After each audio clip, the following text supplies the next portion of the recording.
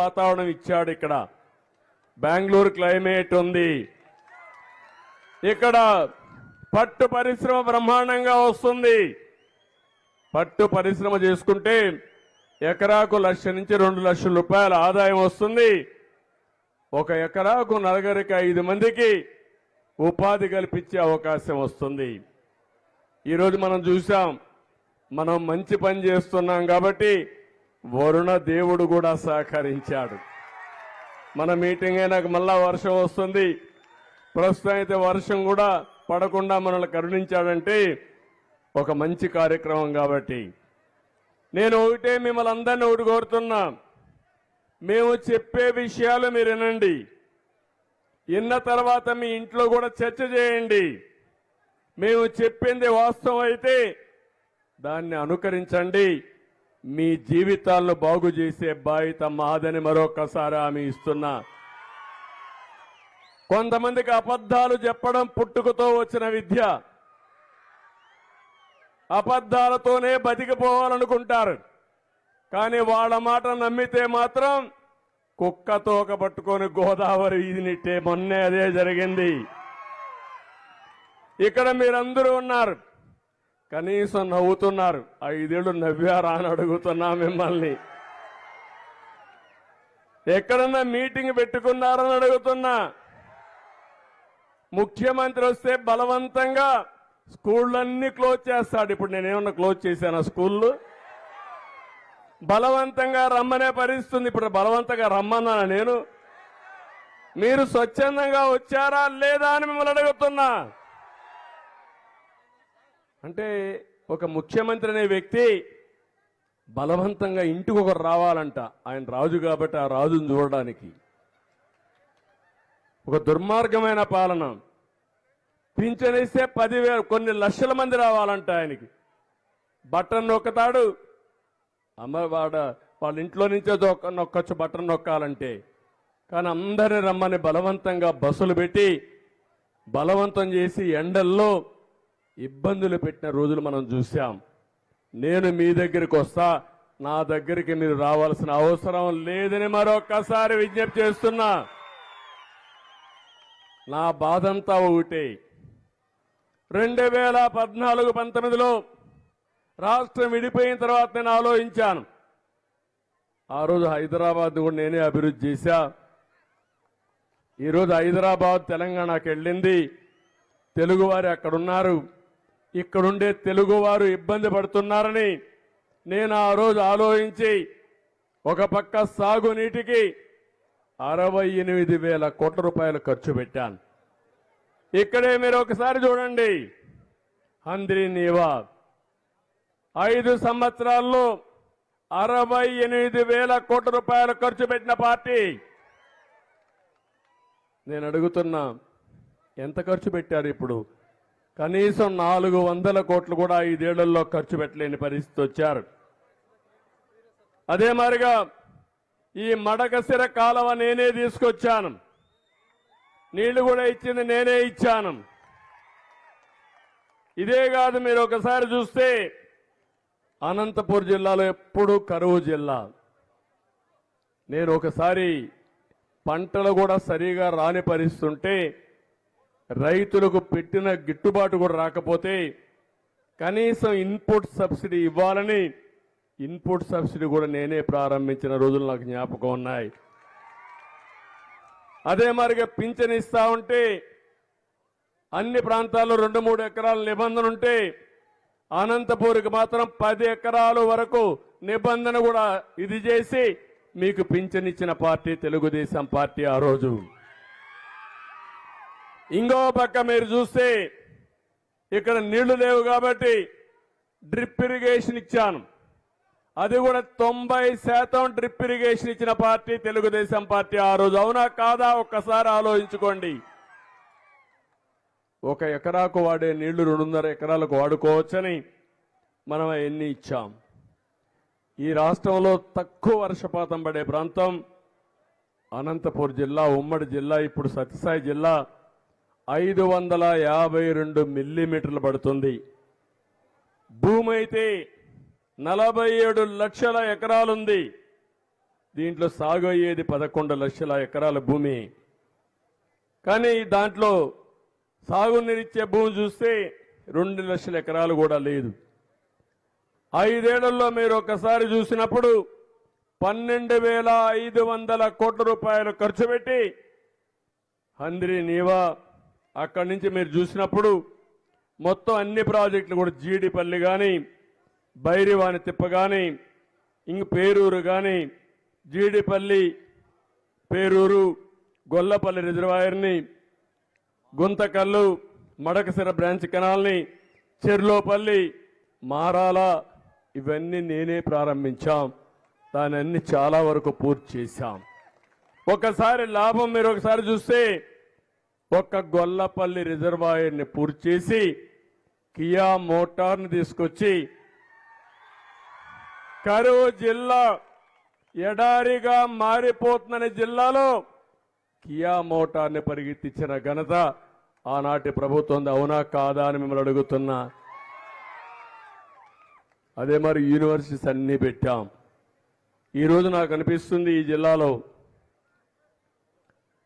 జిల్లాలో కానీ నీరిస్తే అన్ని రాష్ట్రంలో అన్ని ప్రాంతాల కంటే దేశంలోని అగ్రస్థానంలో ఉండబోయే జిల్లా ఇది. పండ్ల తోటలన్నీ వస్తాయి ఇక్కడ. మంచి పంట వేసుకుంటే ఎకరాకు 2 లక్షలు, 3 లక్షలు, 4 లక్షలు కూడా వస్తుంది.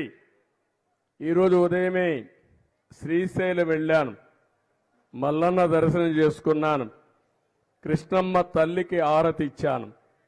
అక్కడి నుంచి బయలుదేరి మీ దగ్గరకు వచ్చాను, మీ దర్శనం చేసుకున్నాను. మీరు ఇక్కడ ఒక విషయం గుర్తుపెట్టుకోవాలి. మనమందరం కూడా ప్రకృతిని ఆరాధించాలి, నదుల్ని ప్రేమించాలి.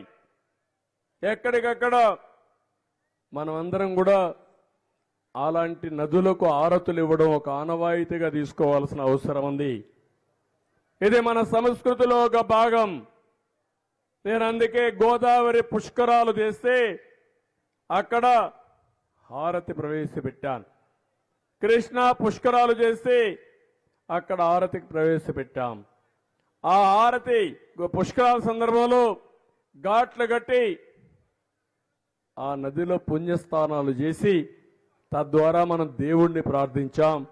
ఎక్కడైతే పుష్కరాలు జరుగుతాయో అక్కడ దేవతలందరూ వస్తారని మన పూర్వీకులు చెప్పిన మాట, అది వాస్తవం అని కూడా నేను మీ అందరికీ తెలియజేస్తున్నా. నేను అందుకనే ఈరోజు మీరు చూసినప్పుడు నాకు ఎంతో ఆనందం కలిగింది.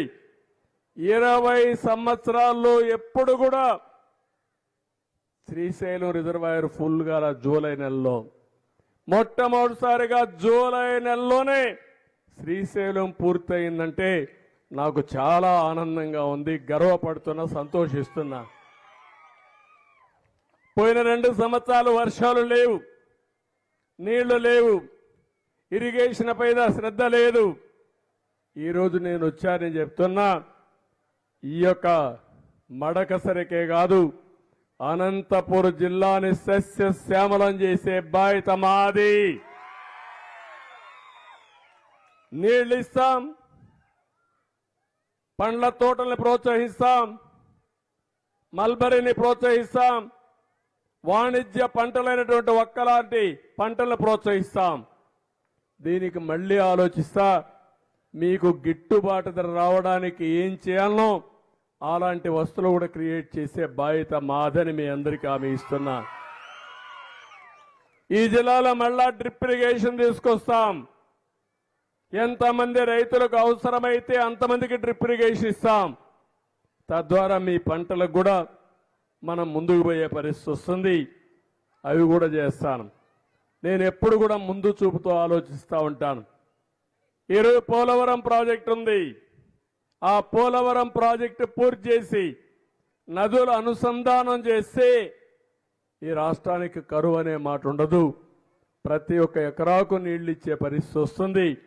మీరు ఒక్క చెట్లు వేశారు, వేసిన తర్వాత ఒకసారి వర్షం రాకపోతే ఎండిపోయే పరిస్థితి వచ్చింది. అదే కానీ హంద్రి నీవా పూర్తి చేసి నీళ్లు తీసుకొచ్చి ఏ రైతైతే ఒక్క వేసుకోవాలంటాడో అలాంటి వాళ్ళందరికీ ఇవ్వగలిగితే ఎంత ఆదాయం వస్తుంది, ఎంతమందికి ఉపాధి వస్తుంది, మీ జీవితాలు ఏ విధంగా మారతాయో ఒక్కసారి ఆలోచించుకోవాల్సిన అవసరం ఉంది. మన భవిష్యత్తు మార్చుకోవడం మన చేతుల్లో ఉంది. నేను అందుకే ఒక మాట చెప్పాను, నీరు సంపద సృష్టిస్తుంది, ఆ సంపద ఆదాయాన్ని పెంచుతుంది. ప్రభుత్వానికి ఆదాయం వస్తే ఈ నిరుపేదలకి పింఛన్లు ఇచ్చేదానికి అవకాశం వస్తుంది, ఈ పిల్లల్ని బాగా చదివించడానికి అవకాశం వస్తుంది. ఆదాయం రాకపోతే అప్పులు తెస్తే అప్పుల ఉబిలో కూరకపోతాం. గడచిన 5 సంవత్సరాలు జరిగిన పాలన మీరు చూస్తే 9,74,000 కోట్ల రూపాయలు అప్పు చేశారు. 72,000 కోట్ల రూపాయలు సంవత్సరానికి వడ్డీ అసలు మనం కట్టాలి. అంటే ఎక్కడ తెస్తామని అడుగుతున్నాను నేను. కానీ ఇప్పుడు తప్పదు, మనం కష్టపడాలి, అప్పు కట్టాలి, మళ్ళా మీకు సంక్షేమాన్ని చేయాలి. అందుకే నేను మిమ్మల్ని అందరినీ కోరేది, దుర్మార్గుల వల్ల మన జీవితాలు ఎంత నష్టపోతాయో ఇది ఒక ఉదాహరణ అని చెప్పి నేను మీకు తెలియజేసుకుంటున్నా.